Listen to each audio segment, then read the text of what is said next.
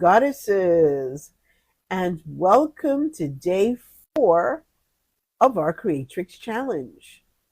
I am so happy to be with you guys today because the topic of the day is working through creative blocks. And I think everybody who's ever had a creative endeavor has faced a point where creativity just wasn't flowing for them. And so that's what we're going to talk about today, what a creative block is and how to work through it. This is breaking through creative blocks and awakening your divine feminine flow. So welcome, goddesses. I am Dee Savoie. For those of you who don't know me, I am your goddess activation guide. I am a life transformation coach. I am an author, a speaker, a publisher, and I have been at this creativity thing for a very, very long time. And so I feel particularly qualified to talk with you about creative blocks, because I tell you, we all have them. We all have to work through them. And working through our creative blocks is also a way to reconnect with our divine feminine flow. We know that as women, that is our natural state, is more intuitive, more flowing, more freewheeling, creative, and less structure.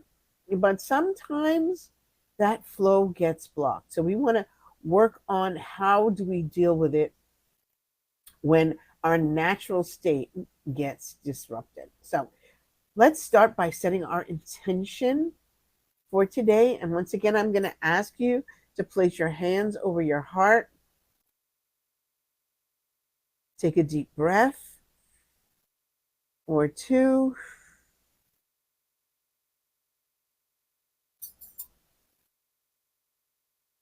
Now, as you exhale, I want you to breathe out any frustration or doubt that you may have about your creative abilities and just let it flow away. And as you inhale, invite in the energy of clarity, inspiration, and flow.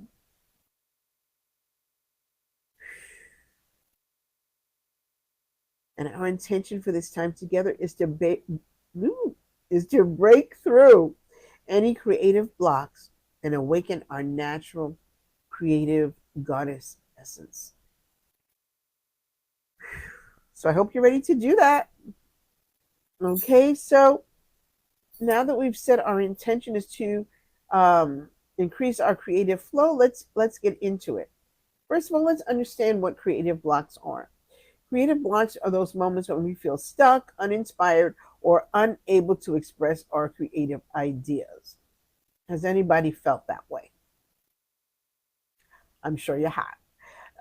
They can be frustrating and disheartening, but they're also a natural part of the creative process. And creative blocks can be caused by a number of factors, including self-doubt, fear of failure, perfectionism, and other factors, other ways that we are stressed or that our energy is low or that our energy is not flowing. But recognizing the source of your block is the first step to overcoming it. And I'm going to tell you about a creative block that I personally had, and a kind of unconventional way that I got through it.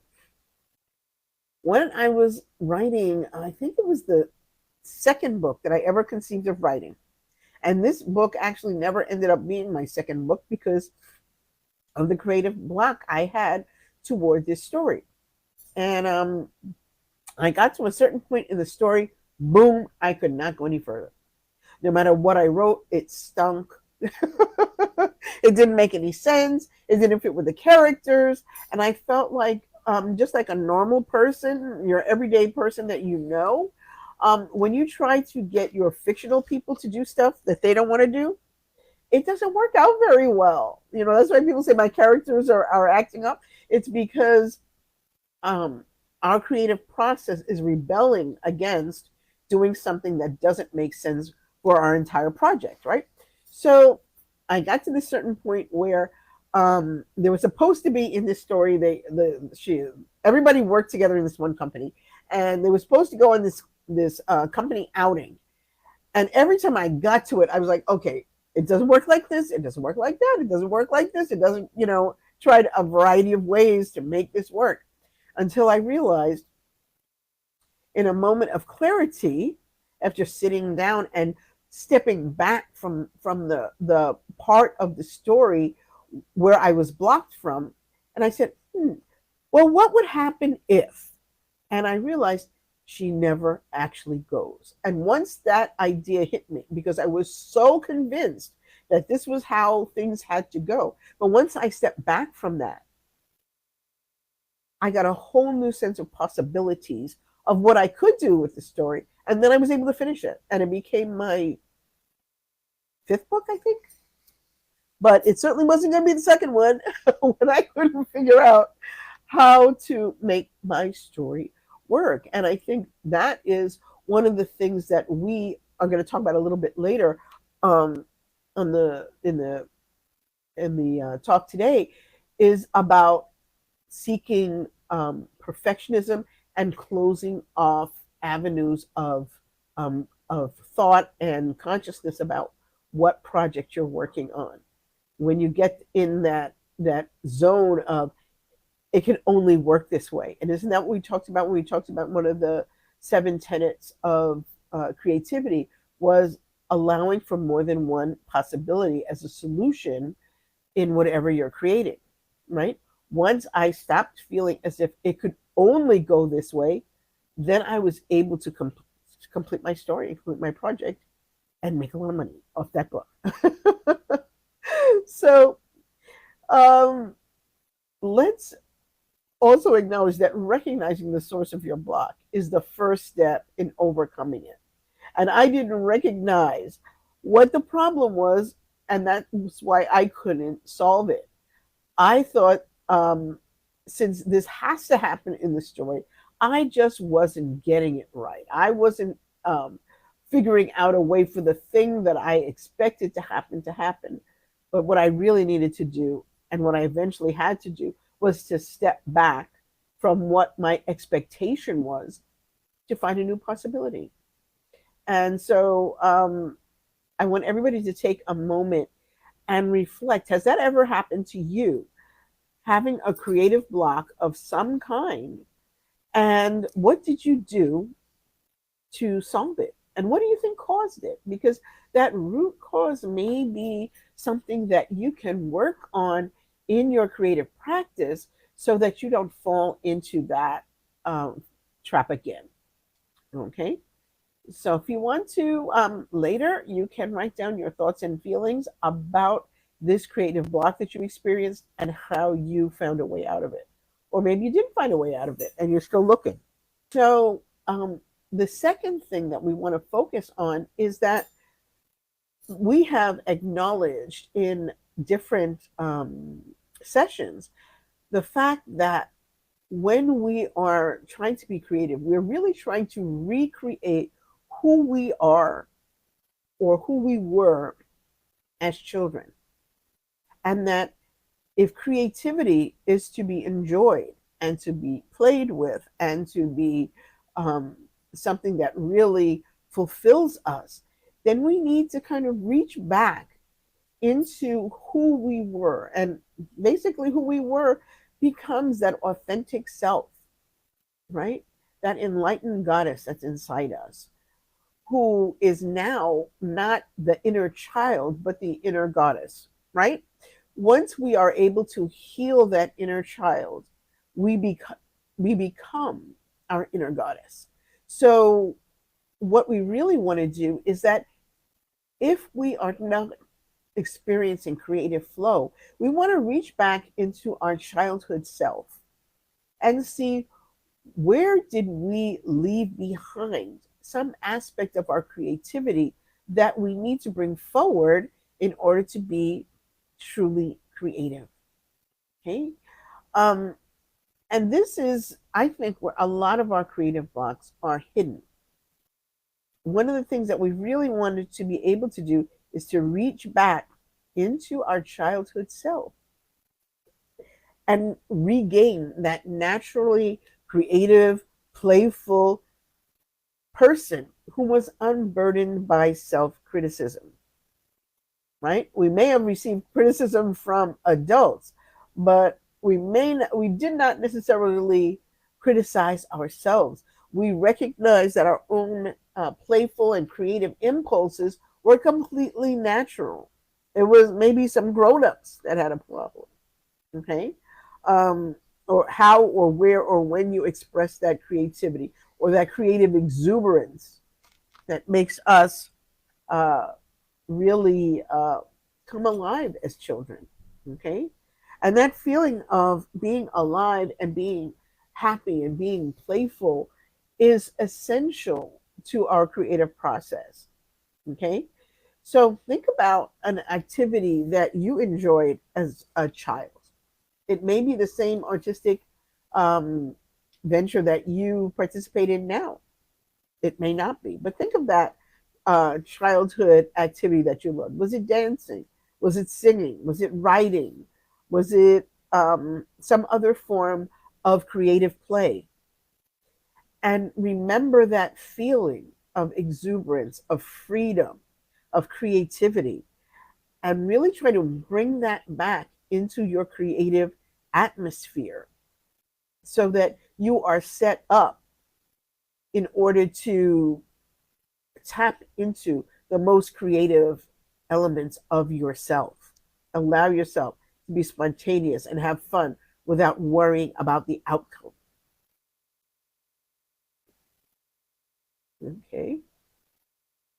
And here's another important aspect of our creative energy, and that is embracing your own imperfection. We have talked before about how detrimental the search for perfectionism can be. And it can really create a situation for us where we either shrink down our creative capacity or we block it altogether because, number one, perfection does not exist.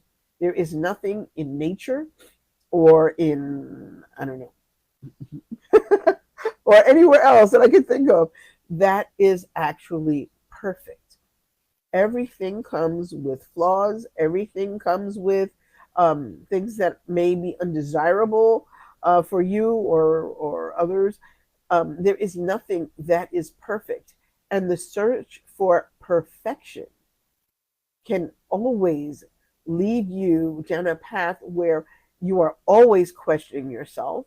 You're always feeling like an imposter, like you really are not as wonderful and as awesome as you are because you're constantly doubting yourself. You're constantly putting yourself down.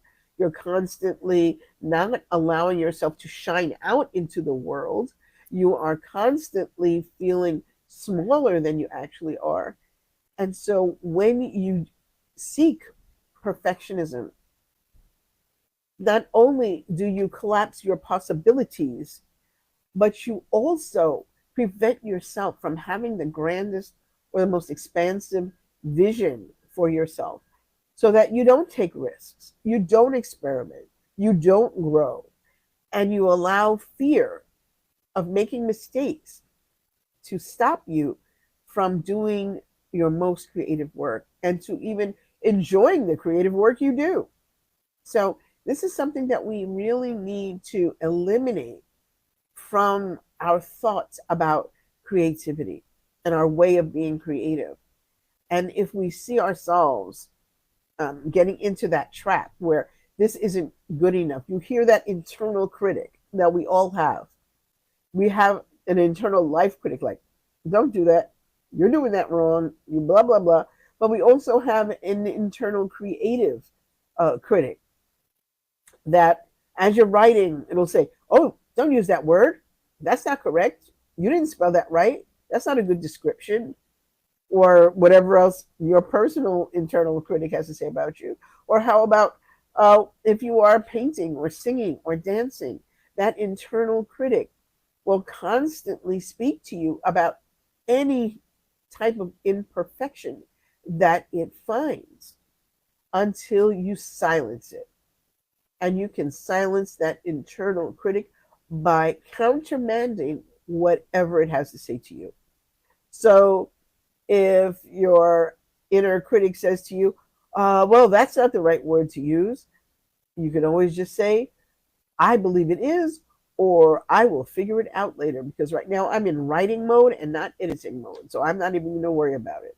Or the critic that says, well, you're not good enough to, say, audition for a part that you want as an actor or an actress. You need to tell that part of yourself to hush because you are good enough to audition. And whether or not you get the point has nothing to do with your value as a person. You just might not be what they're looking for at that moment. But that doesn't have any weight on your value as a person. And when you allow the search for perfection to make you feel bad or small because you didn't do maybe what you set out to do, or because you hear that voice inside your head, once you start to succumb to that, okay, you are putting a dampening cloth on your creativity.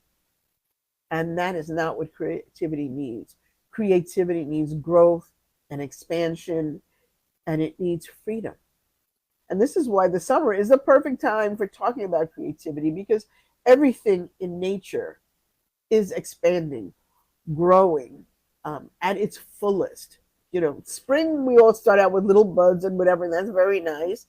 But when we think about how we want our creativity to feel to us, it should feel like summer where everything is out, everything's in bloom, everything's growing, everything is expanding.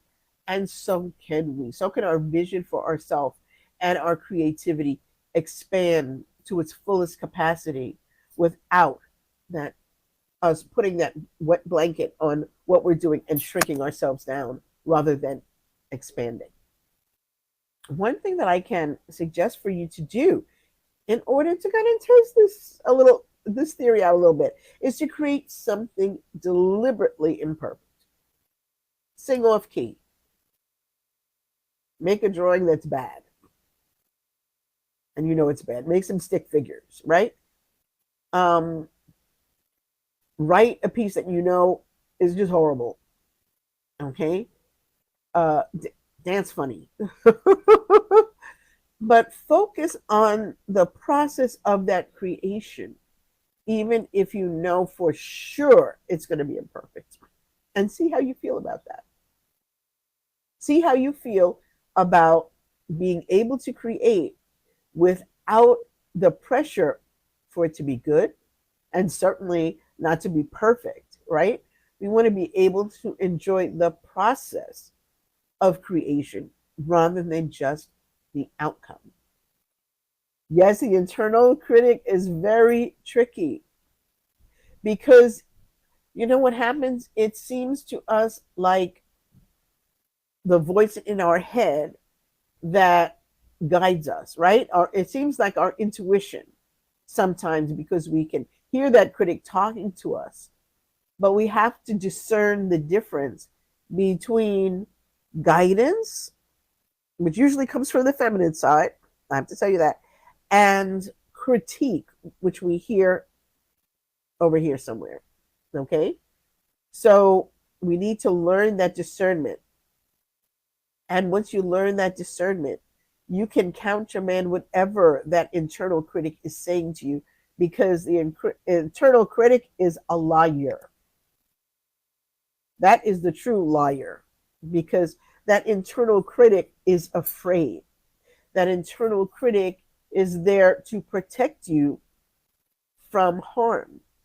And therefore, it's not a risk taker. All it wants you to do is be safe and calm and secure. But that's not what's needed to create.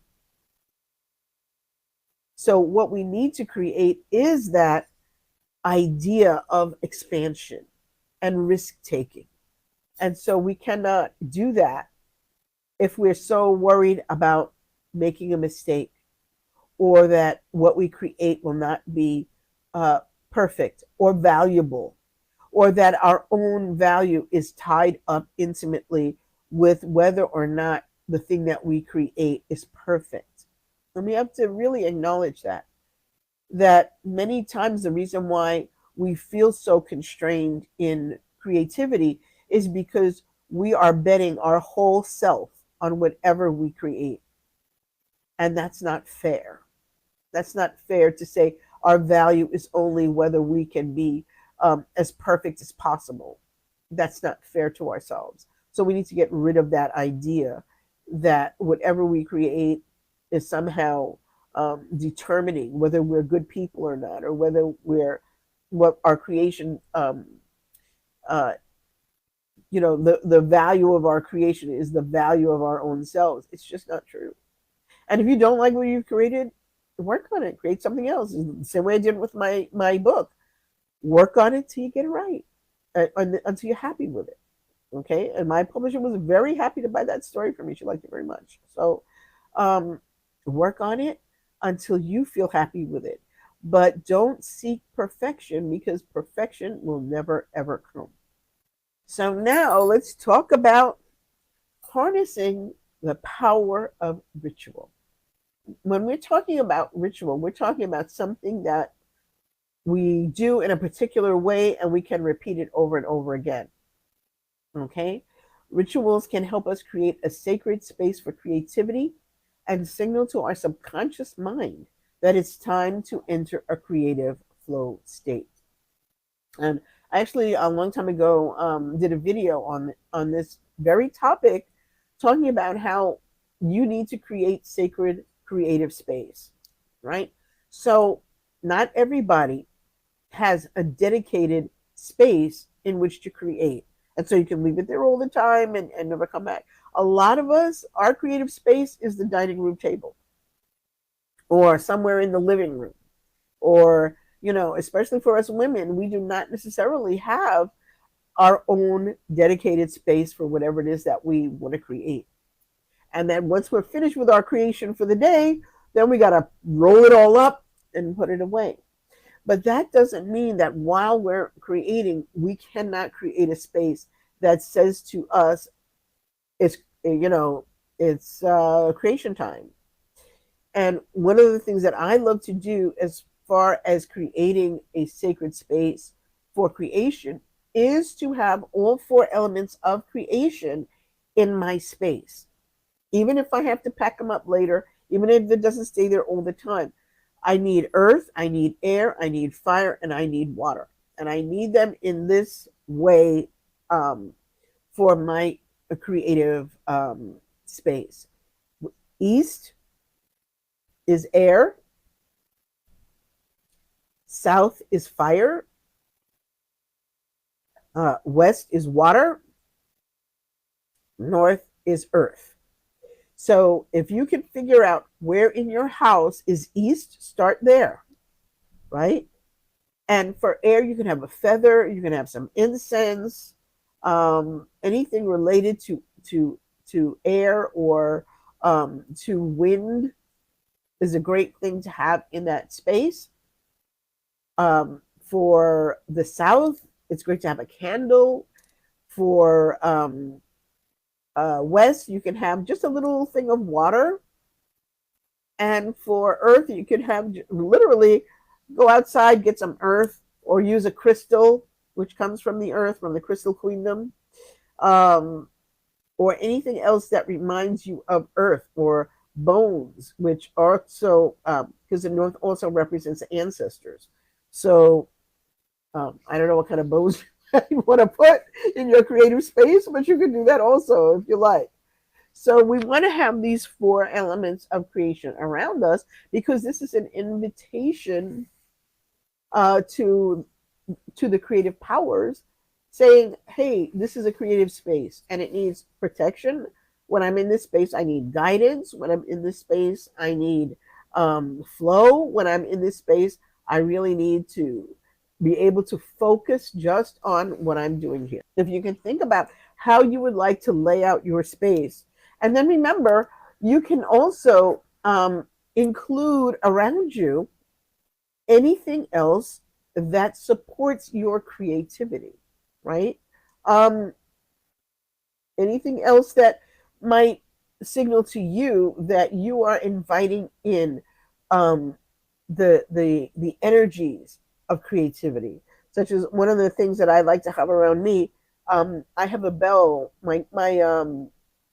My maternal step grandmother used to collect bells, and I have one of her bells that I keep on my table, because to me that's like welcoming in the spirit of my creative ancestors. And I think she may be one of the reasons why I also want to become a teacher, because she was a teacher, and so we get that energy coming in together. Okay, so if you can think about it, what are some um, rituals or some steps in the ritual that you create for yourself, which should also probably include an invocation to creative spirits, to ask them to join you and to work with you, beings of light, love, healing, compassion, creativity, divine feminine. You can invite in anyone that you feel will work with you, or that you want to work with, or even a particular muse or goddess you can invite into your creative space, so that you can have this extra inspiration and guidance and protection as you're doing your work. And we're going to talk more about this tomorrow. Okay, so think about it. What rituals or steps can you add to your creative process before you sit down to do the actual creative work, right? What can you invite in to your space so that you feel connected with the creative impulse? The final part we want to talk about is that much of our creativity comes from being out in nature.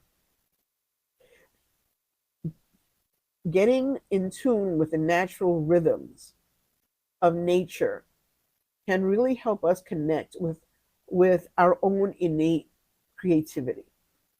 So there's like a saying now, so and so, when so and so is not acting right, they need to go out and touch some grass, right?